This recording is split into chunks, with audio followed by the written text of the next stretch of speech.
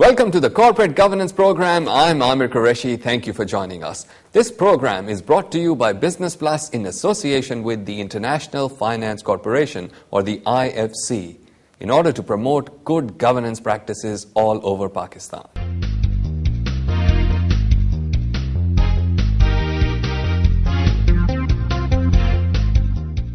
They wanted this code to be something that would encourage the business community to adopt certain business practices that would result in better governance, better sustained development, better effective risk management.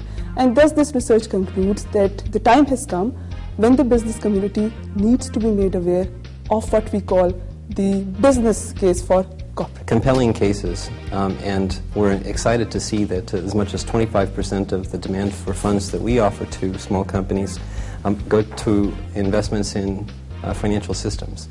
One of the things that can help businesses understand the benefits of corporate governance is, I think, by promoting research on corporate governance.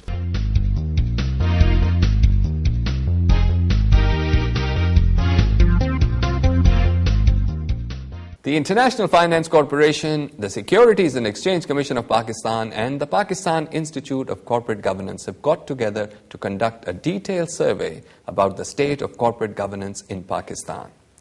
They've checked out the companies and what they are doing at the grassroots level. This survey was conducted by the ACCA Pakistan, and that's going to be the focus of our discussion today with our panel of experts. Firstly, let me introduce our panel. David Monkman, the CEO of Business Support Fund. David, thank you for being on the program. Thank you, Amir. And Dr. Afra Sajjad, she's the Head of Policy Development at ACCA Pakistan. Thank you for being here as well. Thank you, Amir. And Dr. Abid Burki, he's the Professor of Economics and the Director of Center for Management and Economic Research at LUMS. Thank you for being here, Dr. Saab. So let's start. My first question is probably going to go towards Arfa. ACCA has done a very extensive survey about the state of corporate governance in Pakistan, which was partially funded by the IFC, I believe. What have been the main findings of that survey? ACCA did this survey as part of the IFC Pakistan Corporate Governance Program. And the survey has a number of findings, but some of the key ones is, and the most important one is, that as far as awareness and commitment to implementation of corporate governance practices outlined in the Code of Corporate Governance of Pakistan is concerned, it is there.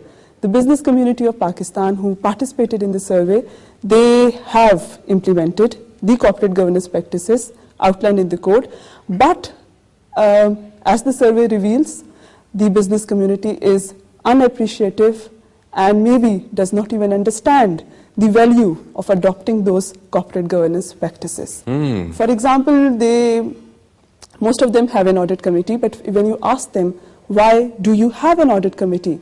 The answer is because the code says, not because they understand the value of the audit committee. I see. This research concludes that this was not what the code and the initiators of the code had intended or had in mind.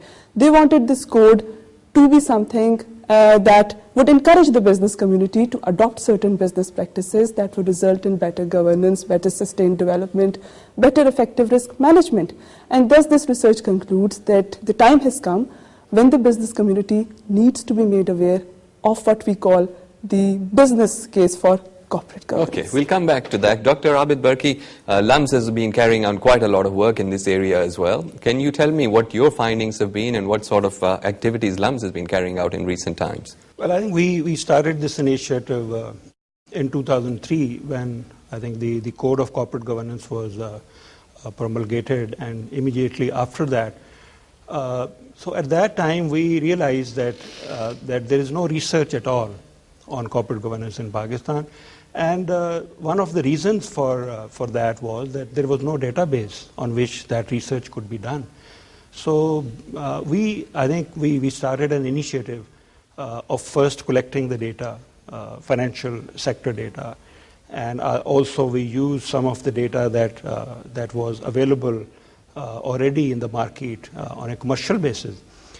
We commissioned several studies on corporate governance and different aspects of it, and I think by now we have close to 20 different commission studies that that we have also published, and we have also organized 2 conferences on corporate governance. So that was sort of pioneering initiative, which we started with the support of Citigroup, and this is called LUM Citigroup Corporate Governance Initiative. And then in recent times, of course, you've been working with the IFC in promoting corporate governance. That's right. I think there is the understanding that we need to promote corporate governance by including this in the curriculum and by designing like specialized courses on corporate governance. So we do have modules on corporate governance in some of our courses, and we are trying to develop a course which, with the assistance of IFC, so that we could use it for training purposes, so that we could develop some cases on corporate governance in Pakistan. Excellent. David, as someone who's actively involved with small and medium-sized enterprises, how do you assess the state of corporate governance, especially in your target market, which are the smaller companies? Amir, I would say that the smallest companies are least aware of the benefits that can be achieved with the institution of corporate governance. The larger, smaller firms and the medium-sized companies are, I would say, warming to the idea of corporate governance.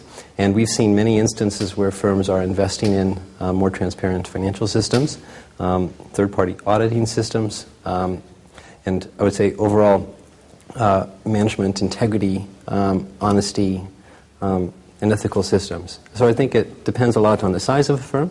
And the larger the firm, the more progressive and growth-oriented it is, the more likely we're going to see firms making investments in corporate governance. As Dr. Arfar Sajjad was saying, that businesses don't fully understand the benefits of good corporate governance. Is that also the case with your SME clients? I would say that many don't understand or appreciate the value.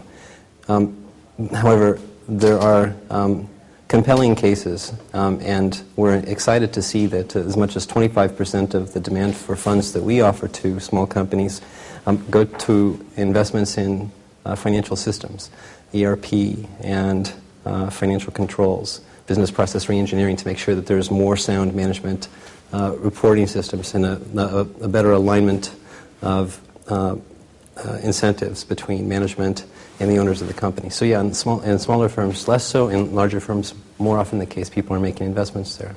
Okay, we just need to take a short commercial break. When we come back, we're going to talk about how things can be improved in Pakistan and whether we need to review the Code of Corporate Governance and modify it in the coming months and years.